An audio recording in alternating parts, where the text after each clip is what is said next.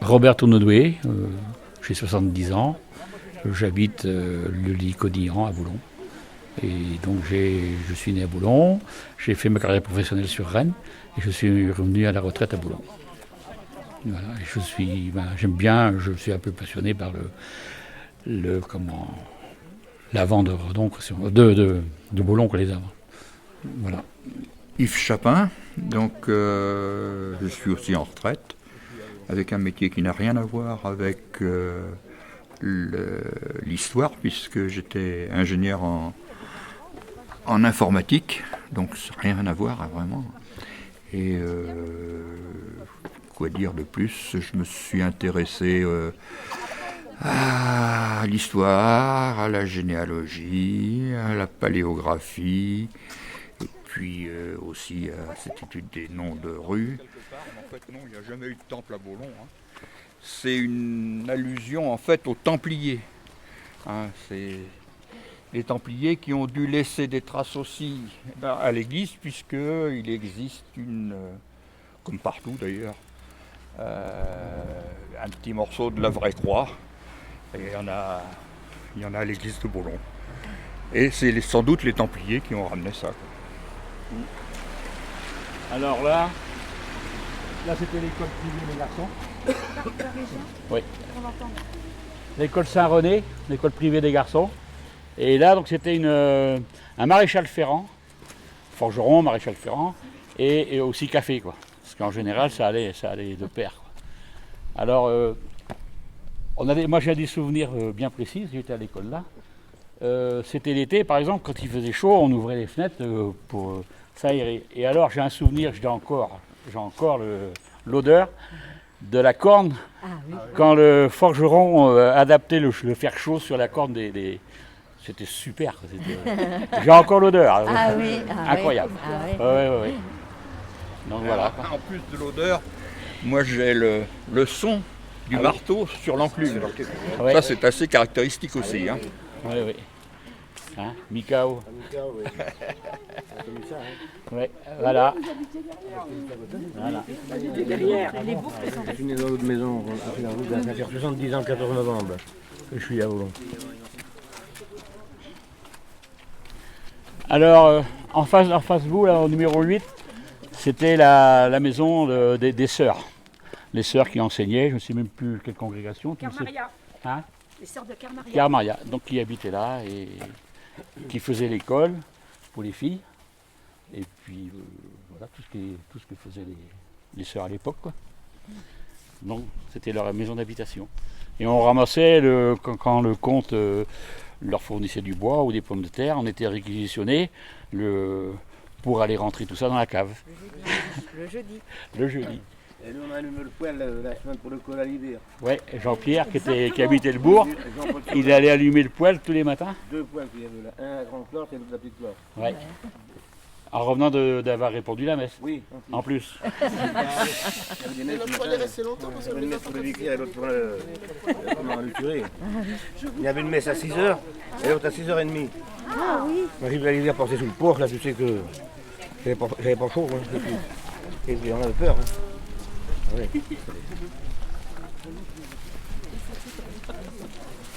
Oui. Alors derrière les haies de sapin, maintenant c'était pas comme ça. Il y avait un hangar en bois. C'était une coopérative agricole. Donc ouais, derrière là.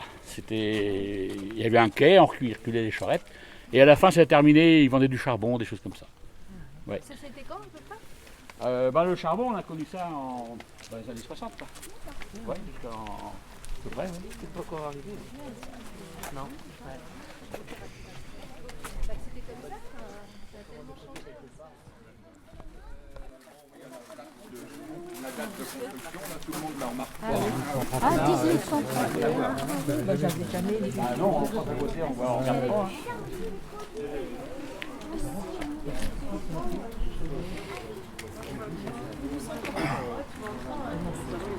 Alors dans l'église, il y a quand même des choses, on va pas y rentrer là, mais on peut pas tout faire. Mais il y a des éléments intéressants, en particulier les vitraux, qui à mon avis mériteraient d'être classés, hein, ils sont vraiment très beaux. Et puis il y a des éléments qui sont classés au niveau de l'inventaire supplémentaire. C'est la bannière, l'armoire à bannière, je crois, et puis il y a une autre chose, je ne sais plus quoi. Mais l'armoire à bannière est classée dans l'inventaire supplémentaire.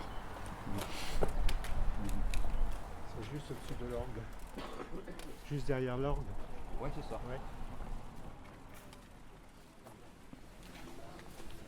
Ah là, il y en a des commerces, tu peux peut-être... Là, oui. Mais la pire, c'est celle dessous. Ouais. C'est celle la plus vieille. Mais là, quand même, Il y en a aussi, oui. Peut-être, là, oui.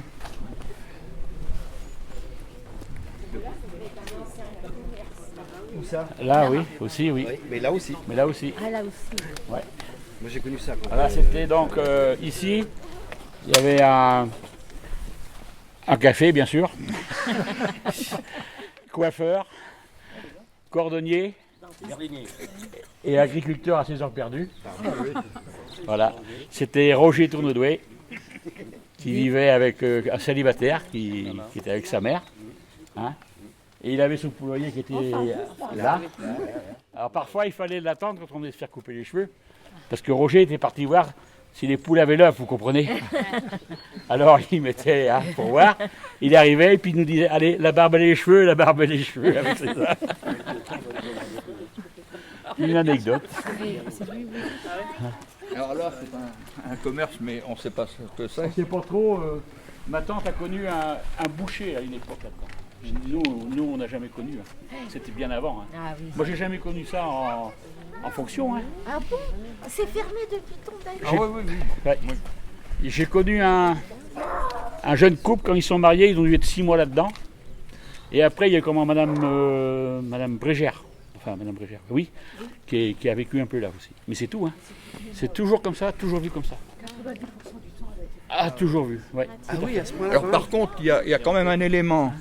Il y a un élément au-dessus de la porte là qui laisse supposer qu'il y a eu à un moment un café aussi, un bistrot. Hein. Parce que ça, c'est quelque chose qui permet de fixer un poulain de façon à rentrer les barriques. Ah oui, d'accord. Hein. Et c'est le seul qui reste dans la commune, je crois. C'est un truc de western. Les cow-boys qui rentrent dedans. Et elle appartient à qui cette maison aujourd'hui? Oh, ben, un propriétaire. Oh, la dame est dans le sud de la France, je crois. C'est Mais- mignonne, c'est quoi? Ah bah oui. Mais bon, le terrain il est juste C'est la derrière. maison d'Halloween. Parce que les terrains sont un peu éloignés. Ah oui, ça c'est étonnant.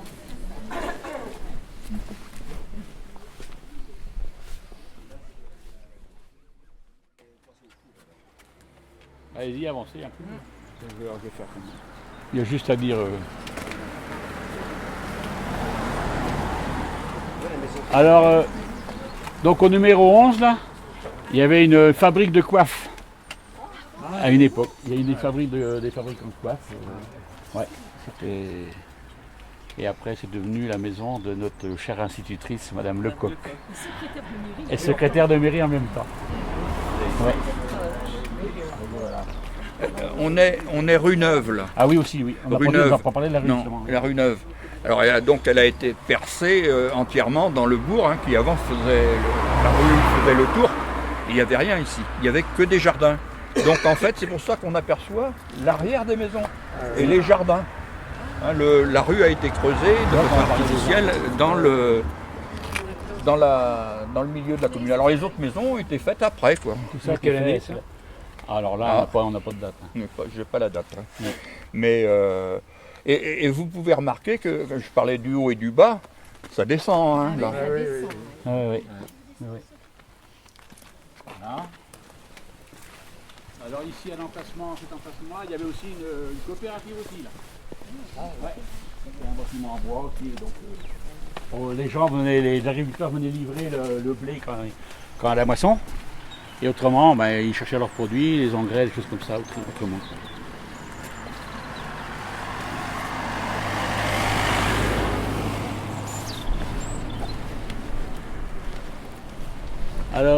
au numéro 15, il y avait une couturière encore, qui faisait café aussi quand même. Obligé. Obligé. Ah bah oui.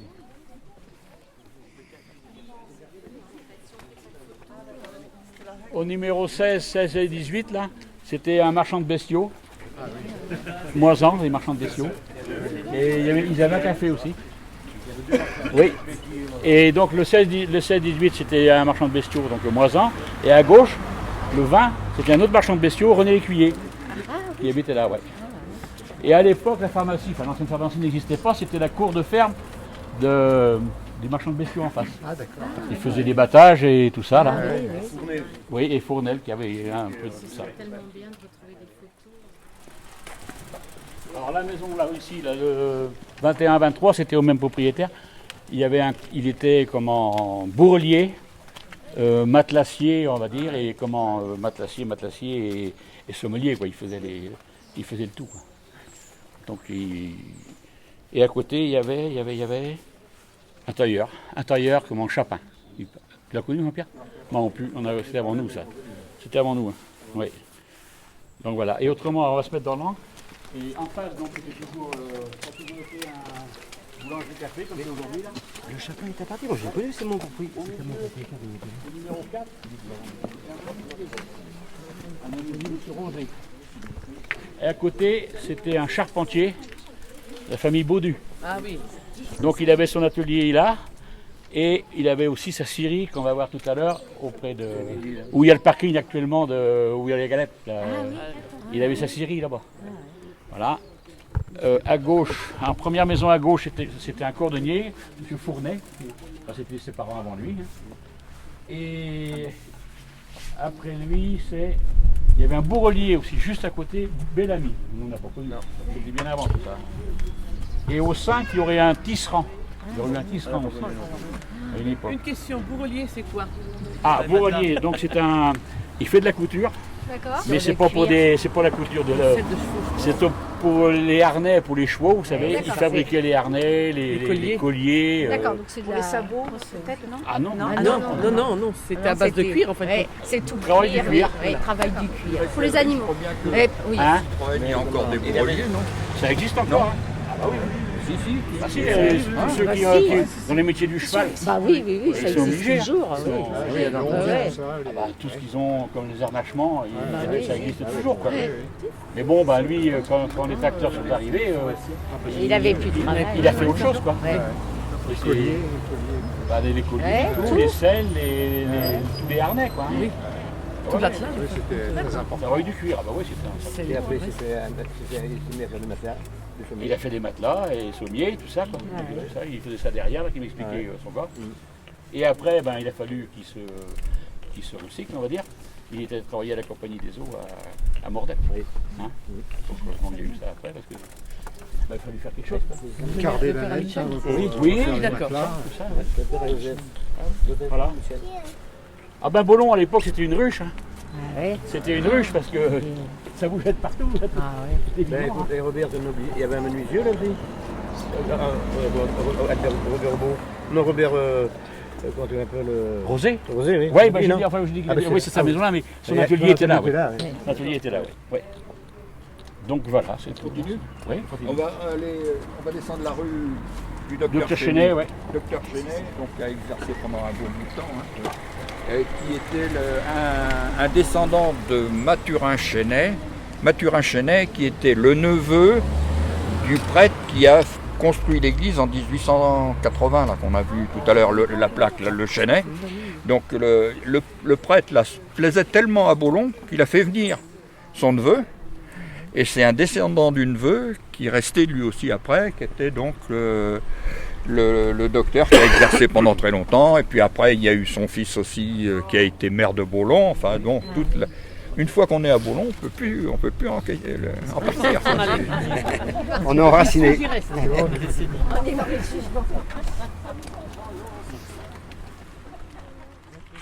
En face de vous, c'était une boucherie. Boucherie et café, forcément. Alors aussi, oui, à propos des boucheries, parce qu'il y en avait quand même trois boucheries dans le bourg, Enfin, on en avait 2 dans le bourg et un au Plessis. Il faut savoir qu'à l'époque, on abattait les bêtes sur place. On ne les emmenait pas à Rennes. Donc tout le temps derrière, il y avait un local et c'est là qu'ils tuaient les bêtes et tout, et ils les préparaient. C'était autre chose. Très riche. Oui. Alors dans la cour, là, à peu près à l'emplacement où il y a la voiture, il y avait une petite baraque en bois. C'était un cordonnier, M. Blanchet, à l'époque, qui habitait en travers au fond là, et il travaillait dans sa petite baraque. Et après, il est devenu maire de Maxent. Ouais. Édouard Blanchet. C'est Édouard. Édouard Blanchet. Ouais, il a commencé là, Et on ma l'a connu. femme a retrouvé l'autre jour un buvard avec Blanchet. Oui, un buvard. Un buvard, ouais. Après, il a travaillé chez bah, c'est pareil, il a été sur les clés. C'est Saint-Géry. Il est travaillé commercial chez Saint-Ger. Machine à coudre. Ouais. Tous ces bâtiments devant, là où il y a l'épicerie et les appartements, c'était un garage. Garage Jutel. Et ainsi qu'un café. Forcément.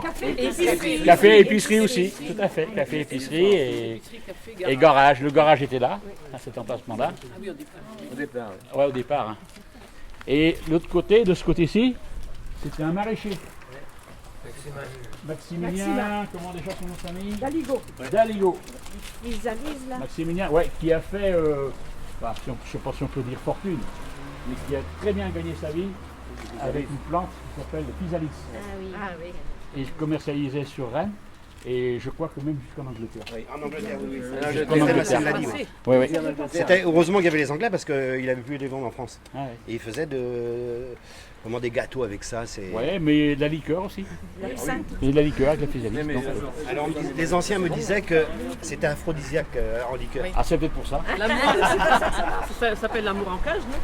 Ah, ça s'appelle l'amour en cage. Ah, bah, d'accord. Ah oui, parce que c'est ça. Les Physalis. Oui. Ah oui. Il faudrait qu'on en prenne, nous, alors. Mais là, il y avait un café aussi, bien sûr. Je viens de l'avoir là. Oui, café épicerie de Tabarin, ça s'appelait. Et à côté, il y avait après un tailleur, Gérard, Louis Gérard, Marga avant. Et après, nous, on a connu après notre génération, Louis Gérard, qui était installé là. Non, mais c'est le même qui a été dans la rue là-bas. Oui, qui était plus loin, il était là-bas avant et après il est venu là.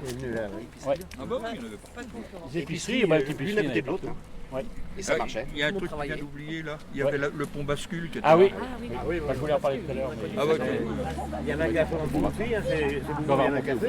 Hein C'est Bourgogne, il y en a un café. Ah bah oui, ben, on peut le dire maintenant. Là, il y avait au milieu, vous aviez au bout du hangar en tôle, le premier c'était un café Monsieur Chapin. Et il faisait restaurant aussi, parce que le jour de marché, les marchands de cochons, ils mangeaient là. Il faisait restaurant et transporteur. Ouais. Transporteur. Rennes, ouais. Pareil qu'il fallait être costaud pour quand ils revenaient de Rennes, il fallait pas avoir peur. Ouais, il n'y a pas de circulation à l'époque. C'était 3 voitures, ou 4. Et à côté, c'était un autre café, comment Bougot, et il faisait aussi, il était artisan maçon.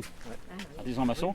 Alors une anecdote, c'est que lorsqu'il y avait, parce que tout se passait le champ de foire le mardi, les cochons, tout ça se passait devant là. Et le jour de foire, il était liquidé à peu près dans le choc café, à environ une moyenne de 3 barriques de cidre par café, ce qui faisait 6 barriques. Donc une barrique, ça fait 220 litres. Alors vous imaginez le nombre de bolets qui étaient bu dans la journée. Et ceci dit, il ne buvait que ça. Il ne buvait pas autre chose. Hein. Non. Il n'y avait pas de bière. Non. Et bah, tout à l'heure, il est passé à Bernard. Il m'a dit qu'un jour, exceptionnellement, je sais pas, je crois qu'il y avait une pénurie de cidre dans les campagnes. Ils auraient vendu 4 barriques, quoi, le jour-là. Quoi. Bah, lui, il était gamin, Bernard, il passait sa journée à tirer à la tireuse. Voilà. Et il me disait, bah, le lendemain, d'ailleurs, ça sentait la pisse, qu'il dit. Oui, il fallait le long des murs, hein, sûrement. Comme on est arrêté là, on va démarrer la rue de la Feuillée. Donc la rue de la Feuillée, on ne sait pas trop quelle est l'origine de ce nom-là. Moi je vois 3 explications possibles. La Feuillée au sens militaire du terme, hein, creuser la Feuillée. Hein. C'est pas très reluisant tout ça. Une rue où il y aurait eu beaucoup d'arbres, des feuillets, mais pas guère possible dans la mesure où la rue, quand on regarde les textes, ils disent qu'elle est très tortueuse, sinueuse, tortueuse, donc il n'y avait sans doute pas d'arbres dans la rue. La dernière explication, c'est qu'on est à proximité du champ de foire. Et sur les champs de foire, il y avait dans le temps une petite loge, sur tous les champs de foire, qu'ils appelaient la Feuillée. Donc la rue de la Feuillée. Bon, maintenant, ça ne vaut que mon interprétation. Hein. C'est pas.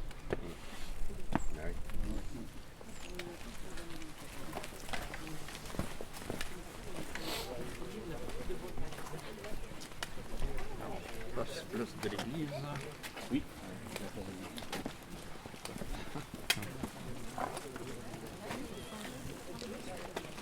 Alors, c'est le numéro, il n'y a pas de numéro, je vois pas. Ah si, c'est le 18. Alors, au numéro 18, là, en face de nous, cette maison-là, c'était une épicerie. Une épicerie émilienne, chez Émilienne Chapin.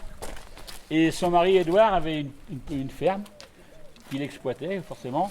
Et sa ferme, enfin ses bâtiments de ferme se trouvaient derrière on est passé derrière le forgeron, là, où il habite Michael, là. Voilà. Et donc lui, il exploitait la ferme et sa femme tenait l'épicerie. Et alors une anecdote, c'est que il tirait son lait et il allait toujours avec son vélo, un saut de chaque côté du guidon. Et il ramenait le lait comme ça sur le vélo. C'était marrant, Edouard était connu pour ça. Il n'y a pas de stop aux 4 routes. Il n'y avait pas de stop aux 4 routes, non. Et en face, donc, là, au 19, c'était le forgeron aussi. René Tréluyer, qui faisait aussi le café, forcément. En plus de forgeron, il faisait coiffeur.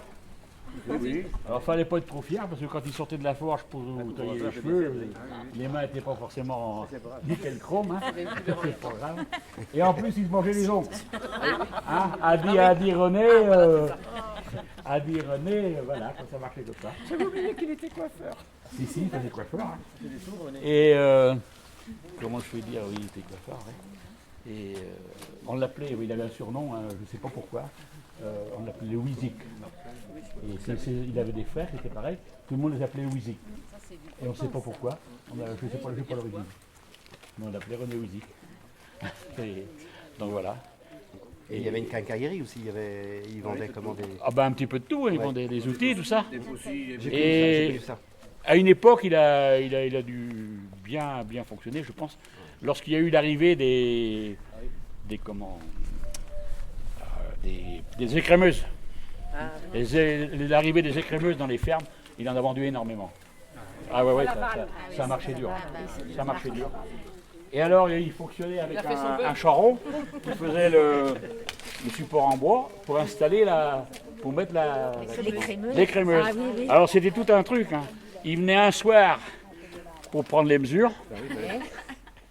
Après, il fabriquait le machin en bois. Il revenait un autre soir, parce qu'il faisait ça après le boulot, hein. Un autre soir pour sceller le truc en bois. Et la troisième fois, c'était pour placer la démonstration. Alors, et puis René n'était pas pressé. Hein. Ah non. Les soirées étaient très longues. C'est quand les premiers tracteurs sont venus sur oui. Les charrues, il en a débuté là-dedans. Ah oui, il a vendu des charrues aussi. Oui. Par contre, il avait essayé de se mettre au diesel, il n'a jamais réussi. Non. Il n'arrivait pas à faire. Ouais. Il a ferré des chevaux aussi parce que c'est resté encore. Regarde la scène. Là, il est parti, mais à droite, là, il avait ce qu'on appelait un travail où on mettait les... J'ai été dedans. Ah, j'ai connu un peu. Ah ben, il y avait de la vie. Hein. Ouais, c'est comme fermier, moi, il était en retraite pour nous.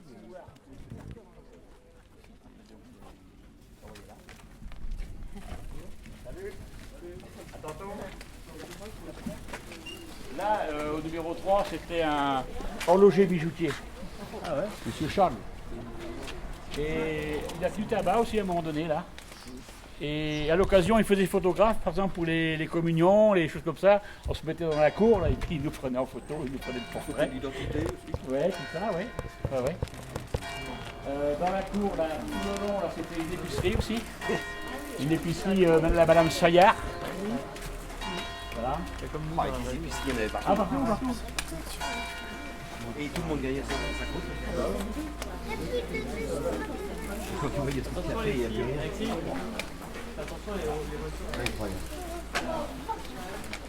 Alors, là ici, au 2, c'était un café-restaurant, hôtel. L'hôtel des voyageurs. Maria Rivière. Ah, je me rappelle, on se souvient, il y avait des marches pour descendre. Il y avait des marches, oui. Hein, et donc il y avait une salle à droite. Et puis elle faisait des repas pas de mariage, je pense. Non, mais il n'y a pas pour les ouvriers. Et ouais, tout ça, pas mal. Ouais. Bah, quand il y avait la foire et tout ça, là, ça marchait dur. Hein. Ouais, parce que les notaires venaient là aussi. Ah ouais, ça marchait dur. Et donc elle faisait hôtel aussi à l'époque. Mais tout ça, ça a été refait, ça. Ça a été, c'était refait. c'est quand François Lécuyer, le dernier qui avait acheté ça, le boucher, et il avait tout transformé, quoi. Donc ça a été rénové. Ça, alors après, il y a eu François Lécuyer, donc il faisait café bien sûr, et boucherie. Et après, le dernier, c'est Paul Dervilliers qui. Voilà, et aujourd'hui, c'est donc un dentiste. Ça change, voilà. Le boucher, c'est dentiste. Alors en face, le 5, là, il y avait à une époque, il y avait un marchand de chevaux. Parce qu'il y a une cour derrière. Et donc là, c'était. Cola à la pomme. Cola à la pomme, là. Connu de tout le monde, Cola à la pomme. C'était un café. Un café, il ne faisait pas épicerie, lui. Non. Que café. Hein. Et lui, je pense qu'il était négociant en pommes et tout ça. C'est pour ça qu'on l'appelait Cola à la pomme. Et là, les jours de foire, le notaire tenait une permanence pour les gens qui voulaient. Ouais. Et aussi, moi j'ai assisté, toi aussi Jean-Pierre, à des ventes à la bougie. La bougie, Le notaire venait faire des ventes à la bougie. Alors vous connaissez le principe de la vente à la bougie? Non, raconte. Ah ben la bougie, ils allument 3 bougies. Et alors, les gens ils misent, ou ils enchèrent, ou ils surenchèrent. Et alors le dernier qui l'a, c'est juste quand la bougie s'éteint, la dernière bougie s'éteint. troisième bougie. Terminé. Colin, là, ce fut mon professeur. C'est lui qui m'a appris à pêcher. Ah oui. Par contre, il y a eu une poste ici aussi. Ah oui, il y a eu la poste, vraiment, ouais. Elle était là, la poste, avant, à l'école de Beauvais. Oui, on va en parler tout à l'heure dans l'autre bout. Place de l'église, là. C'est ce qu'on peut dire, c'est que il y a eu juste après la Révolution une enquête qui était faite sur les marchés, les foires et marchés. Et en Ille-et-Vilaine, le marché de Bollon était classé 3e. Après Redon et Loéac. Le 3e marché, c'était Bollon. C'était sur la place ici. Hein. Donc c'est la place du marché. Là, on ne parle pas de la foire, on parle du marché. La place de l'église, il y en a partout hein, en France. J'ai regardé, il doit y en avoir 2700 places qui s'appellent place de l'église. C'est pas le nom le plus commun. Le nom le plus commun, c'est rue de l'église. Il y en a 7000. Mais c'est marrant, on retrouve des places de l'église, des rues de l'église un peu partout. Si bien que moi, souvent, sur le GPS, quand je veux aller quelque part. Donc là, on est à Boutard. Ouais, Boutard, c'est pas rue de Boutard, hein, c'est Boutard. Ça laisse supposer que, en fait, c'était un quartier hein, de la commune, quoi. Un lieu dit. Hein. Sur les photos anciennes, vous voyez un pont ici. Ah oui, par là, il est par là le pont. Ouais. Et il y avait donc un ruisseau, il passe toujours. Hein, le ruisseau. Ah oui, il est même passé sous la porte. Quand il y a eu les inondations.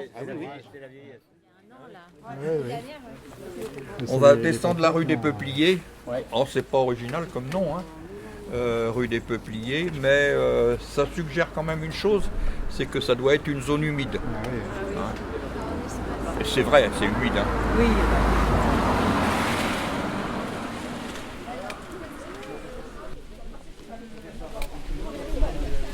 Là, vous avez la maison à droite là.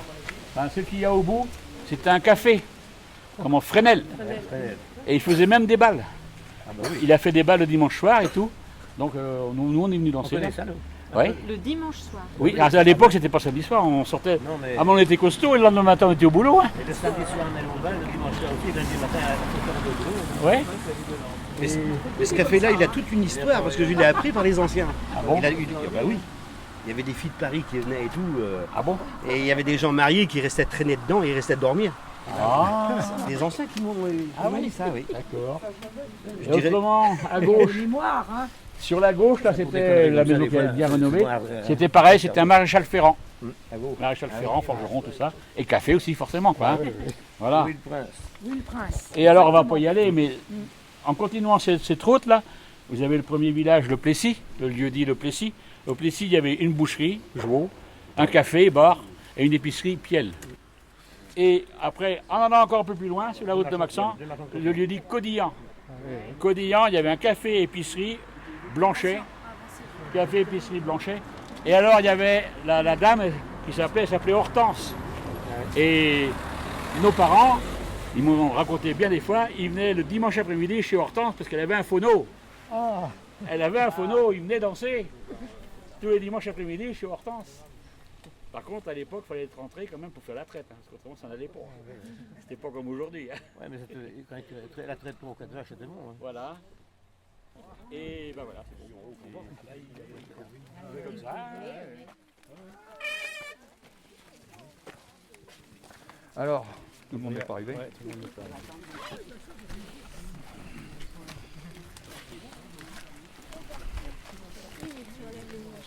La rue des Camelins, on vient de passer, c'est le nom de la pièce, hein, du terrain qui était là, des parcelles qui étaient là. La rue de la Motte, je vous ai parlé de Éon de Beaulon et de sa famille. Donc, elle habitait un château à la Motte. La Motte, c'était une motte féodale. Hein, et puis, il reste pratiquement plus rien. Enfin, le terrain est toujours là, la parcelle est communale. S'il y a des gens qui veulent explorer, c'est toujours possible. En bordure de la rivière. Ouais, mais c'est dans les broussailles. Hein. Oui. Alors, En bord de route. Oui, sur le bord de la route, là, ouais. Quand vous arrivez où il y a le pont, D'accord. sur la droite. Sur la droite, on voit bien, il y a une broussaille, là, il y a des C'est là qu'il y a un exploitations. Donc il y a une broussaille. Alors autrement, on a ici la rue des Brulons. Alors je ne sais pas si Brulon, il y a un S ou il n'y en a pas. C'est la famille de Brulon. Et je vous ai parlé de plusieurs Brulons tout à l'heure. Il y en a un, je suis passé dessus, c'est Yves de Brulon. Yves de Brulon, pourquoi? Parce qu'il a quand même une histoire assez particulière, dans la mesure où c'était un ambassadeur. Enfin, jusqu'à maintenant, je croyais que c'était un ambassadeur, mais c'est peut-être pas tout à fait ça. Un ambassadeur lors de du mariage de Anne de Bretagne.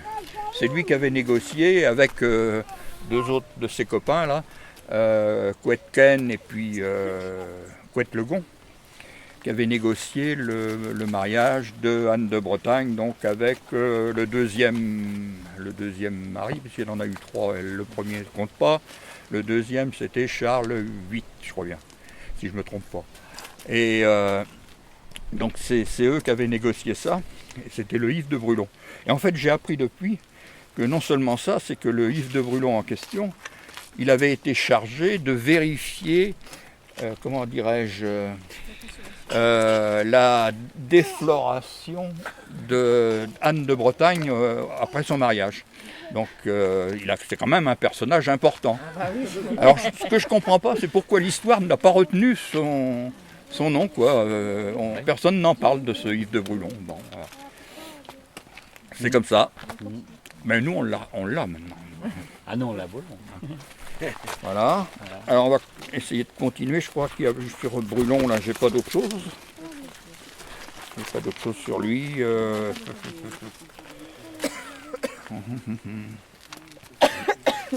On va retourner sur la place de l'Anneau. Oui, tout à fait.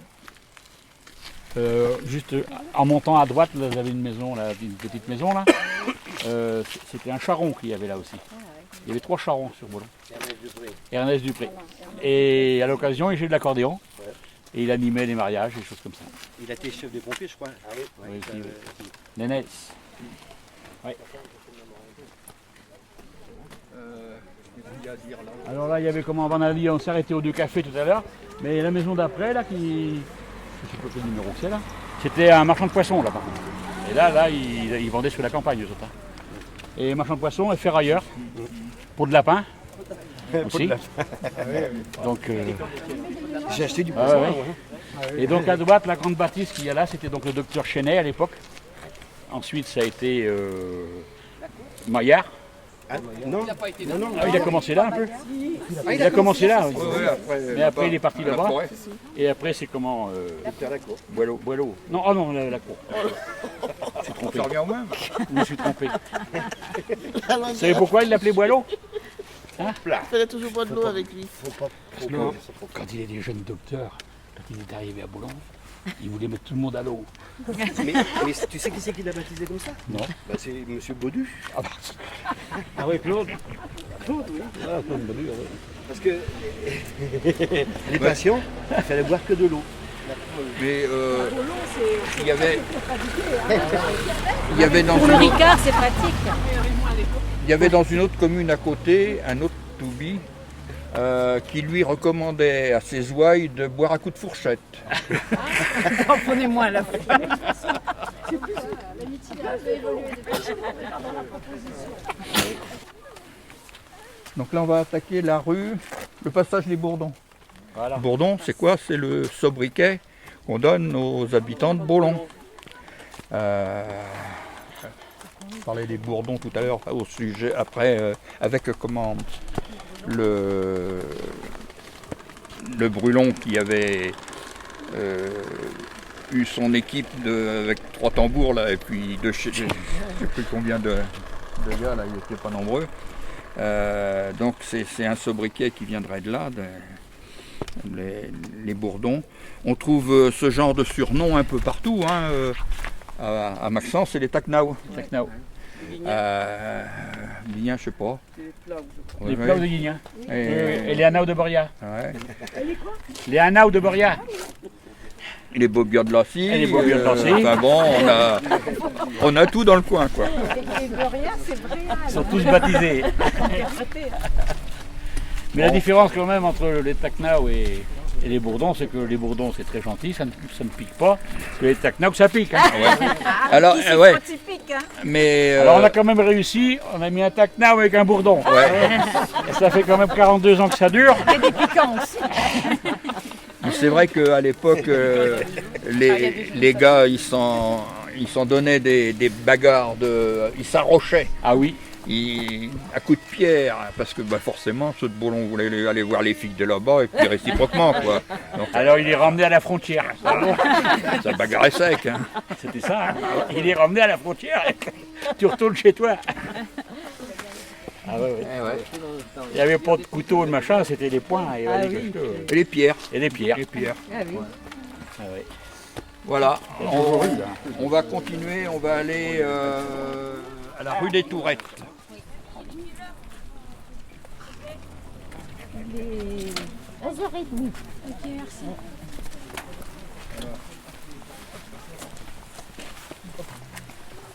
Ah, on arrive rue des Tourettes. C'est le nom de la parcelle, hein, les Tourettes.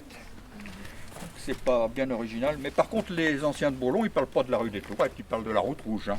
Oui, et puis Ouais. ici c'était les Casarios Ouais. à cette époque-là. La route rouge, pourquoi? Parce que bah, elle était gravillonnée avec du schiste Du rouge. schiste rouge. J'ai connu ça quand j'arrivais. Donc, Et ils l'ont gravillé depuis, donc c'est normal. Au début, c'était rouge. Oui, mais quand je suis arrivé, c'était encore un chemin. Ça s'arrêtait dans le bout. ouais. Alors après, au carrefour là, on va pas y aller. Si, Non. si, on- Oui, mais ça allait, mais Yves. la route rouge s'arrêtait comment au cas de route là. Après c'était un chemin creux, ils appelaient ça un chemin creux. Ouais. Il veut aller à la gare. Bon, ben allons à la gare. Non, non. Allez, on y va. Vous vous approchez? Si on continue la route rouge là, on arrive à un village, un lieu-dit qui s'appelle Bélouze. Je ne sais pas si vous avez entendu parler. L'étang de Bélouze, avec la digue, le moulin. Alors à Bélouze, il y avait donc le fameux moulin. Il y avait un café aussi, bien sûr. Ah, il y avait un café. Ouais. Ils faisaient café, bah, tout le monde faisait café. Parce qu'en plus, ils avaient une scierie. Ils avaient une scierie à Bélouze. Ouais. Alors comme les gens allaient travailler à la scierie, ils allaient boire un coup au café. Enfin, et quand ils allaient au moulin, ils allaient boire un coup au café. Ça fonctionnait comme ça.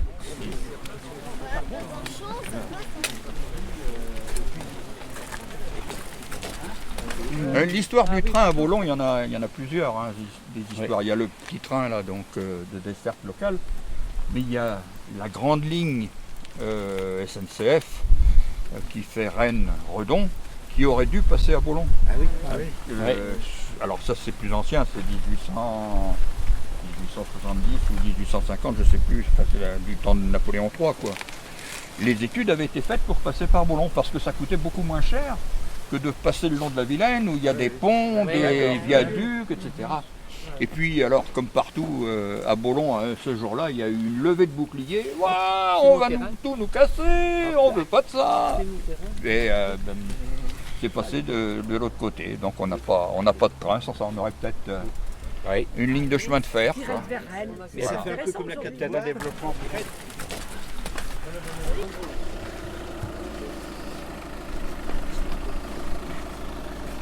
La Serpinette, c'est le passage obligé ça. Serpinette, Yves. Hop là. Ça calait.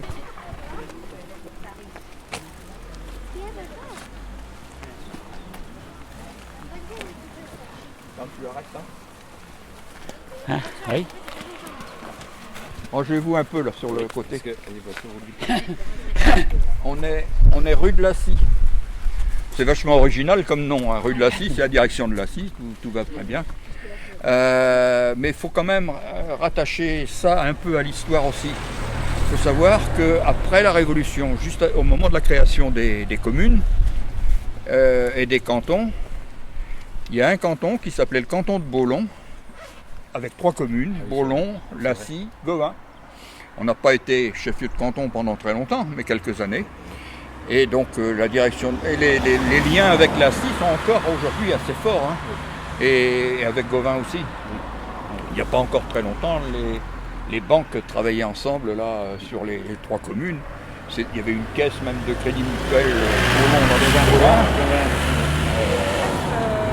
Là, il y a une place Gauvin, Baulon-Lacy. Aussi, oui, ça c'est plus récent, mais c'est vrai qu'il y a un certain lien entre les 3 communes. Là.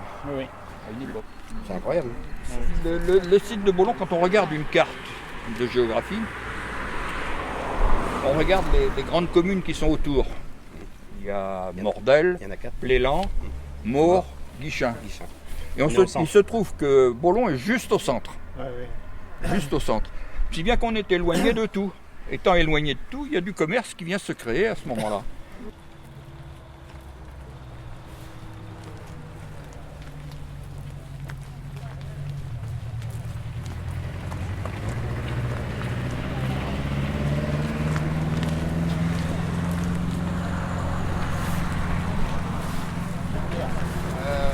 On va terminer en beauté là, mais Là, attends. ouais, il y a un truc assez sulfureux. Le blason là, il est pas bon, hein, c'est pas le blason de Baulon ça. Ah bon? Je sais pas ce que c'est, mais c'est pas du tout le blason de Baulon. Hein. Il est pas comme ça. Hein. Non, pas du tout. Non. Ça n'a rien à voir. Ils ont trouvé, je sais pas où ils ont trouvé celui-là. Mais... Le jardinier a des bonnes idées, mais c'est pas les bonnes. Ah ouais, on peut rester là. Hein. Ah, on peut rester là, oui. Ouais, on est bien là, On va terminer par la Serpinette. Il y en a qui rigolent d'avance. Oui. La Serpinette, c'est une bestiole qui rôde sur les Landes là-bas. En principe les soirs de foire. Et quand tout le monde est bien. Et quand elle arrive, cette bestiole-là, à trouver quelqu'un sur la lande, elle va le faire tourner en rond pendant une bonne partie de la nuit, même toute la nuit sans doute. Alors cette bestiole-là, il y en a qui se posent la question, comment elle est, quelle tête elle a, comment elle est faite. En fait, c'est simple, c'est une bête qui a un corps cylindrique. Un cylindre à peu près long comme ça. Et puis un cou assez allongé, là, vous voyez devant, là. Hein, vous voyez? Oui. C'est une bouteille. Ah ouais, d'accord. C'est bien pour l'école, je trouve que je suis pas sûre que ce soit très adapté avec l'école. Il n'y avait pas d'école hein, quand la Serpinette a été mise là. Hein. Oui. Bon, je crois qu'on a rempli notre contrat, il est midi pile. Écoutez, on vous remercie. Merci. Et si vous n'avez pas tout compris, vous revenez cet après-midi. Non, on le fait l'année prochaine. Ce sera peut-être une autre version. Hein. En tout cas, merci Je vous beaucoup. poser une question quand même, si vous savoir si vous avez bien suivi tout ce qu'on a raconté. Combien de fois on a cité les noms de cafés? Combien de cafés il y avait sur Bolo? 31. Ah voilà. On a dû le dire tantôt. Hein. T'as dû le dire. 31 cafés. Voilà. Eh bien, en tout cas, merci beaucoup. Oui, c'était vraiment bien. Super. Ça demande beaucoup de boulot pour faire Très épicerie il y avait. Quand même. Il y a déjà longtemps, hein, ce truc-là, parce que les ressorties de miroir, c'est pas pour,